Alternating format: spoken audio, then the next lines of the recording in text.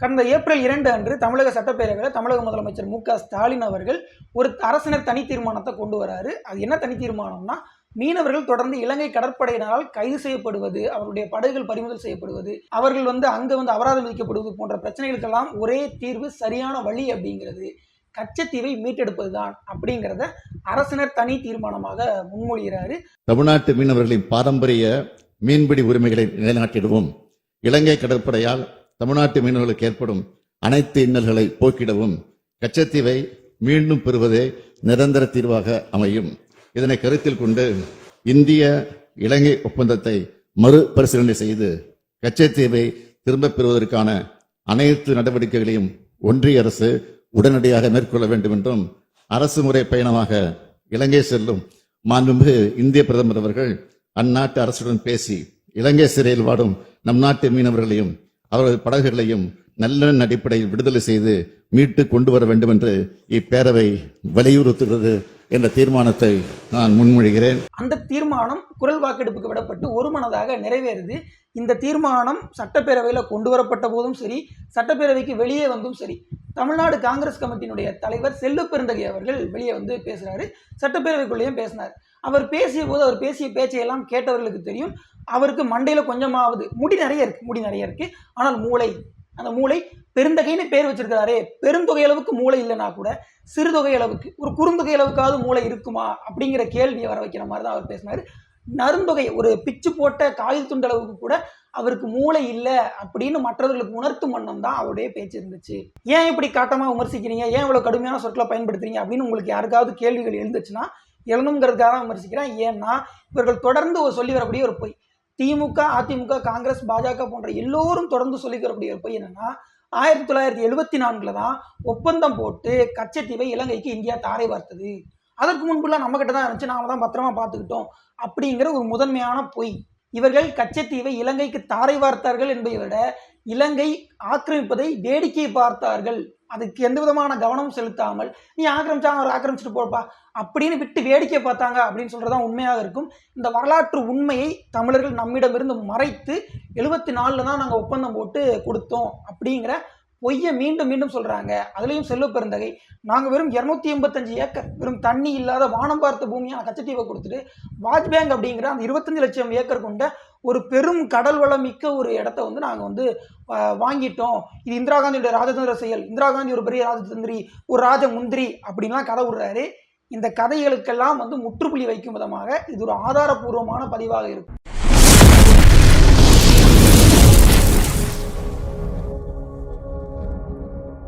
கச்சத்தீவு மீட்டெடுக்கப்பட வேண்டும் அப்படிங்கிற தீர்மானம் தமிழ்நாடு சட்டமன்ற பேரவையில் முன்மொழியப்பட்ட போதும் சரி, உள்ளேயும் சரி, சட்டப்பேரவை விட்டு வெளியே வந்தபோதும் சரி, தமிழ்நாடு காங்கிரஸ் கமிட்டியுடைய தலைவர் செல்வ பெருந்தகை எப்படி பேசுறாருன்னா, அடிப்படை அறிவற்று, அடிப்படை தகவலற்று, கொஞ்சம் கூட இதை பற்றி தெரியாம ஒரு வாய்க்கு வந்தது வளர்ற மாதிரி தான் பேசுறேன். ஏன் இவ்வளவு கடுமையான வார்த்தைகளை வைக்கிறேன்னா, இவர் முதல்ல சொல்ற ஒரு பெரிய பச்சை பொய் என்னன்னா, 285 ஏக்கர் கச்சத்தீவு, அது ஒரு சொட்டு தண்ணி இல்லாத ஒரு வானம் பார்த்த பூமி, அதை கொடுத்துட்டு நம்ம வாஜ்பேங்க் அப்படிங்கிற ஒரு பகுதியை இந்திரா காந்தி அவர்கள் நம்ம தமிழ்நாட்டுக்கு வாங்கி கொடுத்துட்டாங்க, இது ஒரு பெரிய ராஜதந்திர செயல், இந்திரா காந்தி ஒரு பெரிய ராஜதந்திரி, அவங்க ஒரு பெரிய ராஜமுந்திரி, அவங்கள புகழுங்க, அவங்கள புகழ்ந்து பேசுங்க.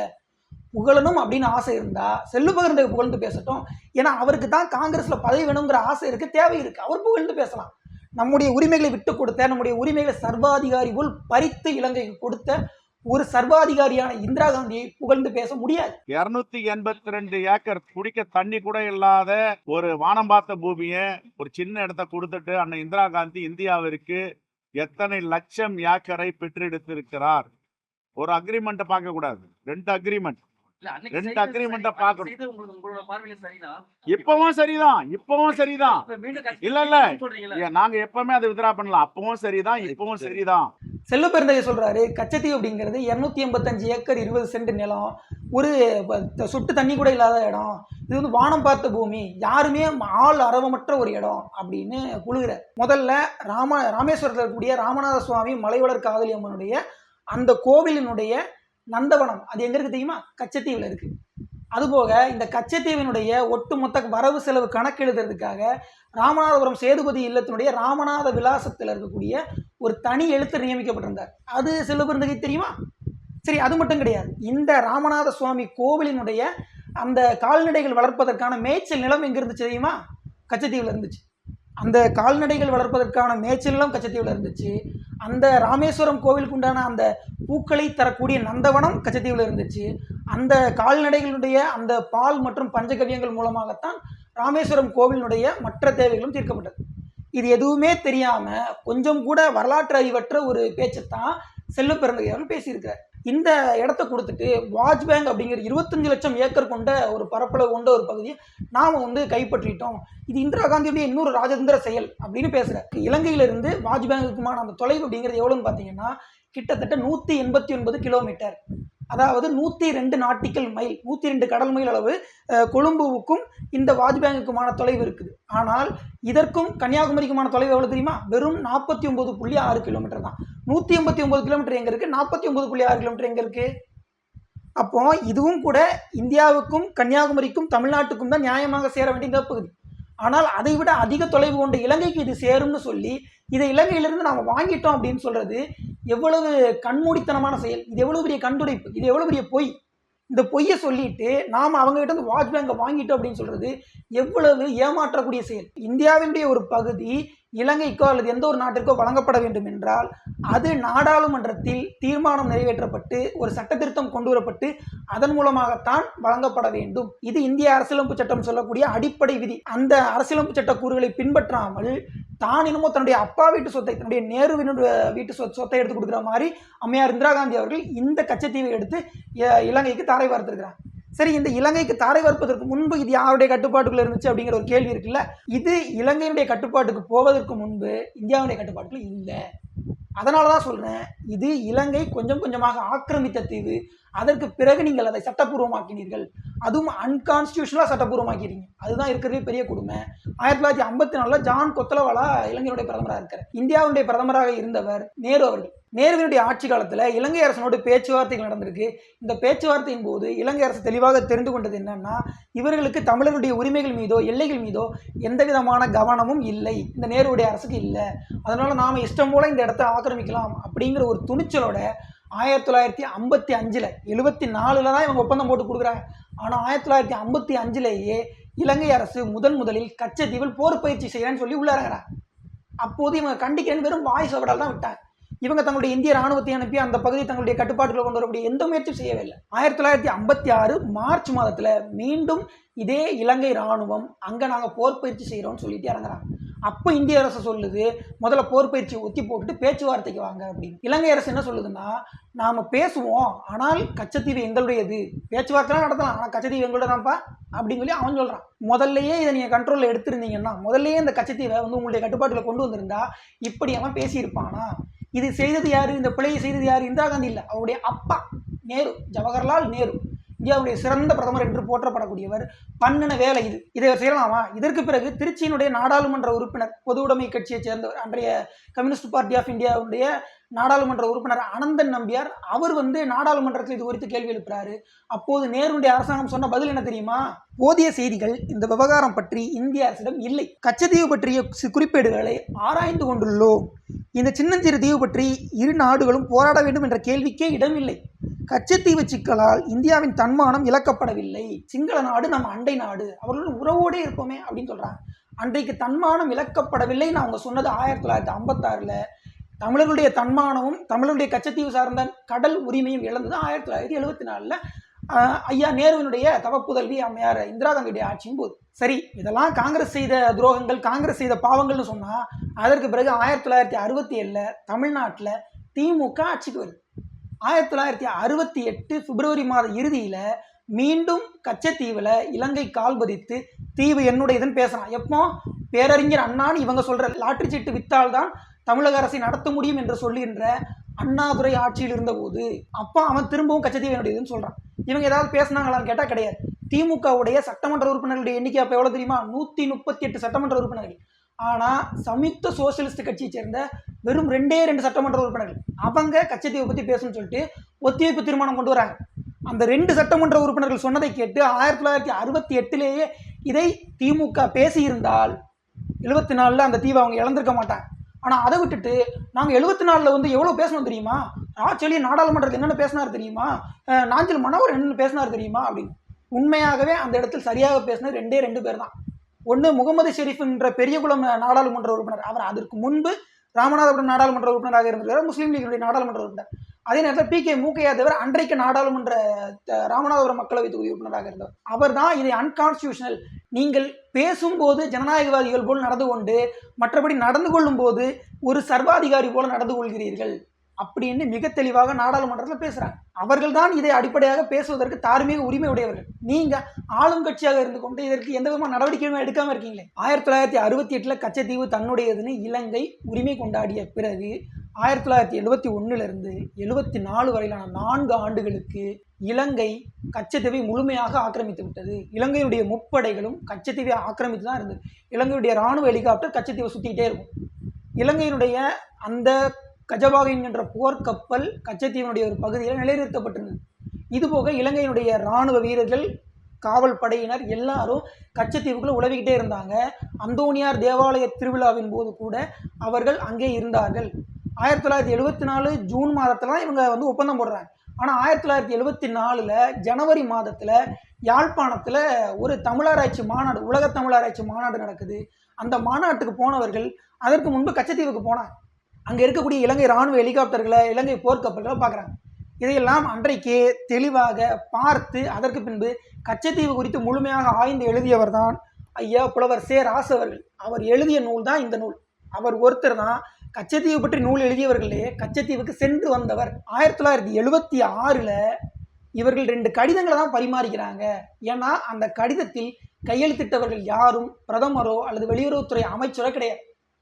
வெறும் இந்தியாவுடைய வெளியுறவுத்துறை செயலராக இருந்த கேவல் சிங் என்றவரும் அந்த பக்கம் இருந்த WT ஜெயசிங் என்றவரும் தான். 2 பேருமே அரசுடைய செயலர்கள், வெளியுறவு செயலர்கள் மட்டும்தான். 2 பேருமே அரசுடைய மந்திரிகள் கிடையாது. 2 பேருமே அரசுடைய பிரதமர்கள்லாம் கிடையாது. வெறும் 74 போடப்பட்ட ஒப்பந்தம் 76 இந்த கடிதத்தின் மூலமாக மாற்றி அமைக்கப்படுது. சரி, 74 என்ன ஒப்பந்தம் போட்டாங்க? செல்லுப்பிறந்தகையே சொல்றாரு. ஆர்டிகல் 5 என்ன சொல்லுது, ஆர்டிகல் 6 என்ன சொல்லுது? நானே அதை முழுமையாக படிச்சு காட்டுறேன். ஜூன் 26, 1974 அன்றைக்கு இந்தியா இலங்கைக்கு இடையே போடப்பட்ட அந்த கடல் எல்லை ஒப்பந்தத்தின்படி இது எந்த நிலப்பரப்பு, இது கடல் பரப்புல எந்த நிலப்பரப்புல அமைந்திருக்கு, எந்த பரப்புல எந்த ஆட்கூறுகளில் அமைந்திருக்கு அப்படிங்கிறத தெளிவாக குறிப்பிட்டு 2 அரசுகளை சேர்ந்த நில அளவையாளர்களும் இதற்கு கையொப்பமிட்டிருக்கிறாங்க அப்படிங்கிறதையும் தெரிவித்து விதி 4 என்ன சொல்றாங்க. அதுபோக மேற்கூறிய 4ஆம் விதிக்கு அமைய இந்திய மீனவர்களும் வழிபாட்டுக்கு செல்லும் பயணிகளும் கச்சத்தீவுக்கு இதுநாள் வரை வந்து போனது போல் வந்து போகவும் கச்சத்தீவை அனுபவிப்பதற்கு வில் என்ஜாய் முழு உரிமை உடையவர்கள் ஆவார்கள். இதற்காக சிங்கள அரசிடமிருந்து அவர்கள் எந்த விதமான பயண ஆவணங்களையோ அல்லது நுழைவு அனுமதிகளோ பெற வேண்டிய அவசியம் இல்லை. Travel documents or visa will not be required அப்படின்னு அந்த ஒப்பந்தத்தில் மிக தெளிவாக குறிப்பிட்டிருக்காங்க. இதுபோக விதி 6 என்ன சொல்கிறாங்கன்னா, கடல் நுள் பெட்ரோலியம், இயற்கை வாயு, வேறு வகையான உலோகங்களும் கடல் பூமிக்குள் மணல், கனிமம் போன்றவைகளும் கண்டுபிடிக்கப்பட்டால் அவ்வளங்கள் எல்லையின் 2 பகுதிகளிலும் இருந்தாலும் அது 2 நாடுகளும் பேசி ஒப்பந்தமிட்டு கொள்ளப்பட்டு அதற்கு பிறகுதான் எடுத்துக்கொள்ளப்படணும், அதற்கு பிறகுதான் பகிர்ந்து கொள்ளப்பட வேண்டும் அப்படிங்கிறத விதி 6 சொல்லுது. அதற்கு பிறகு இந்த 2 நாடுகளிடையே உறுதிப்படுத்தப்பட்ட உடன்பாடு உறுதிப்படுத்தப்பட்ட நாளில் இருந்து நடைமுறைக்கு வருகிறது, செயல்படுத்தப்பட வேண்டும் அப்படின்னு சொல்கிறாங்க. அதன் அடிப்படையில் 26 ஜூன் 1974 இந்திரா காந்தி கையொப்பமிடுறாங்க. 28 ஜூன் 1974 ஸ்ரீமாவோ பண்டாரநாயகா இலங்கையினுடைய பிரதமர் அவங்க கையெழுத்திடுறாங்க. இந்த ஒப்பந்தம் கையெழுத்தானது ஜூன் 26 மற்றும் ஜூன் 28 ஆகிய நாட்களில். ஆனால் இதற்காக நாடாளுமன்றத்தில் திமுக மற்றும் முஸ்லீம் லீக், ஃபார்வர்ட் பிளாக் கட்சியைச் சேர்ந்தவர்கள் பேசியது, குரல் எழுப்பியது அப்படிங்கிறது ஜூலை 23 அன்றைக்கு. ஏன்னா இவர்கள் தாரை வார்த்த அந்த ஜூன் மாதத்தில் நாடாளுமன்றம் கூட கூடல். 1974 ஜூலை 22 அன்றைக்கு நாடாளுமன்றம் கூடுது. ஜூலை 23 1974 அன்றைக்கு தமிழ்நாட்டைச் சேர்ந்த 6 நாடாளுமன்ற உறுப்பினர்கள் நாடாளுமன்றத்தில் இது குறித்து குரல் எழுப்புறாங்க. குறிப்பாக திருச்சியைச் சேர்ந்த கம்யூனிஸ்ட் கட்சியினுடைய நாடாளுமன்ற உறுப்பினரான கல்யாண சுந்தரம் அவர்கள் இந்த ஒப்பந்தத்தை நாங்கள் ஏற்றுக்கிறோம், ஆனால் இதனால் மீனவர்களுடைய உரிமைகளுக்கு ஏதாவது பிரச்சனைகள் ஏற்படும் அப்படின்னு அதை ஏற்றுக்கொண்டு தான் பேசுகிறாரே தவிர்த்து எதிர்த்து எந்த விதமான கருத்தையும் தெரிவிக்கலை. அன்றைக்கு இருந்த கம்யூனிஸ்ட் கட்சி இந்த விடயத்தில் தமிழர்களுக்கு துரோகம் செய்தது. இதுபோக திமுகவை சேர்ந்த நாஞ்சில் மனோகரன், வட சென்னையினுடைய நாடாளுமன்ற உறுப்பினர், அவர் இது குறித்து எல்லாருடைய கருத்தையும் வெளிப்படுத்த விடுங்க அப்படின்னு சொல்றாரு. அதற்கு பிறகு திமுகவை சேர்ந்த கும்பகோணம் நாடாளுமன்ற உறுப்பினராக ரா. செழியன் அவர்கள் பேசுறாரு. பேசும்போது இந்த ஒப்பந்தம் ஒரு அன்ஹோலி, அதுபோக இது ஒரு டிஸ்கிரேஸ்டு அப்படின்னு சொல்லிட்டு இந்த ஒப்பந்தத்தை மிகவும் சாடி இது ஒரு அன்கான்ஸ்டியூஷனல் அக்ரிமெண்ட் அப்படின்னு சொல்லிட்டு மிக கடுமையாக இதை சாடி பேசுறார். அதற்கு பிறகு பெரியகுளம் தொகுதி நாடாளுமன்ற உறுப்பினரான முஸ்லீம் லீக் கட்சியைச் சேர்ந்த முகமது ஷெரீப் பேசுறார். அவர் அதற்கு முன்பு 1967 காலகட்டத்தில் கச்சத்தீவு ராமநாதபுரம் மக்களவை தொகுதிக்கு உட்பட்டது. அந்த மக்களவை தொகுதியினுடைய நாடாளுமன்ற உறுப்பினராக முகமது ஷெரீப் அவர்கள் இருக்கும்போது நான் 1968 இது குறித்த ஆவணங்களை இந்த அவையில் சமர்ப்பித்திருக்கிறேன். அது நடந்தது ஏப்ரல் 1, 1968. அதற்கு பிறகு நாஞ்சில் மனோகரன் ராச்சலின் போல நானும் வெளிநடப்பு செய்கிறேன், அவரும் வெளிநடப்பு செய்கிறாரு. அதற்கு பிறகு PK மூக்கையா தேவர் அவர்கள் ஃபாரூக் பிளாக் கட்சியின் சார்பாக அந்த ராமநாதபுரம் தொகுதியுடைய அப்போதைய நாடாளுமன்ற உறுப்பினராக பேசுகிறார்.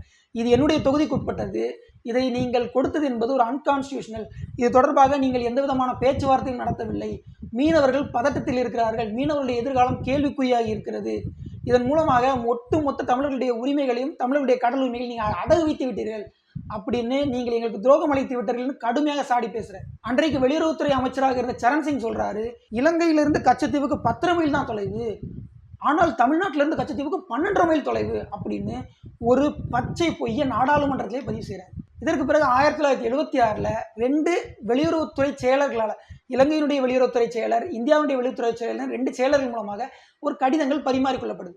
அந்த கடிதத்தை அவங்க ஒப்பந்தமா மாத்திட்டாங்க. அதுதான் இருக்கிறதுல பெரிய கொடுமை. அந்த கொடுமைக்கு பிறகு YB சவான் அவர்கள் நாடாளுமன்றத்தில் இது குறித்து ஒரு அறிக்கையே பேசுறார். இப்போ இதுல திமுக செய்திருக்கிற துரோகம் என்னன்னா, 1967 தமிழ்நாட்டில் ஆட்சி பிடிச்சதுல இருந்து 1976 தீவு தாரை வார்க்கப்படும் வரை பெரிதாக அவர்கள் வாயை திறக்கவே இல்லை. 74 நாடாளுமன்றத்தில் பேசினதோட சரி, அதற்கு முன்பும் சரி அதற்கு பின்பும் சரி இவர்கள் பெரிதாக இது குறித்து எந்த விதமான கவலையும் தெரிவித்ததே கிடையாது. 2 சமீக்த சோசியலிஸ்ட் சட்டமன்ற உறுப்பினர்களாக இது குறித்து பேச முடியும்னா, அதற்கு பிறகும் கூட PK தியோ அப்படிங்கிற நாடாளுமன்ற உறுப்பினர், சமீக்த சோசியலிஸ்ட் கட்சியை சேர்ந்த நாடாளுமன்ற உறுப்பினர் 1974 நாடாளுமன்றத்தில் பேசியிருக்கிறார். அதுபோக 1972 ராமநாதபுரம் கெசட்டியருக்குன்னு ஒரு புதிய திருத்தப்பட்ட பதிப்பு வெளியிடப்படுது. அந்த ராமநாதபுரம் கெசட்டியனுடைய ஆவணத்தில் ராமநாதபுரத்துடைய ஒட்டுமொத்த படம் இருக்குது.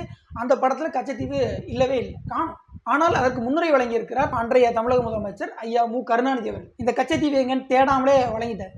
அப்போ இந்த துரோகங்களெல்லாம் விட்டு 74 நாங்கள் நாடாளுமன்றத்தில் பேசிட்டோம், அதனால இதெல்லாம் பெரிய போராட்டமாக பாருங்க அப்படின்னு சொல்றது எந்த விதத்தில் சரியாக இருக்கும், ஒரு சரியான மதிப்பீடாக இருக்கும்? இலங்கை இராணுவத்தால் தமிழக மீனவர்கள் கைது செய்யப்படுவது என்பது கடந்த பிப்ரவரி மார்ச் மாதங்களில் ரொம்ப அதிகமாகவே நடந்துகிட்டு இருந்துச்சு. அந்த நேரத்தில் மீனவர்கள் போராட்டம் நடத்தினாங்க. நாம் தமிழர் கட்சி ஒரு பெரிய பொதுக்கூட்டம் மாநாடு மாதிரி நடந்துச்சு. அந்த மாநாட்டின் போதெல்லாம் எந்த விதமான பதிலையும் சொல்லாமல் நவத்வாரங்களையும் அடைத்து கொண்டிருந்தவர் தான் ஐயா ஸ்டாலின் அவர்கள். ஆனால் இப்போ ஐம்புலனுக்கும் புலனறிவு வந்த மாதிரி திடீர்னு தீர்மானம்லாம் போடுறாரு.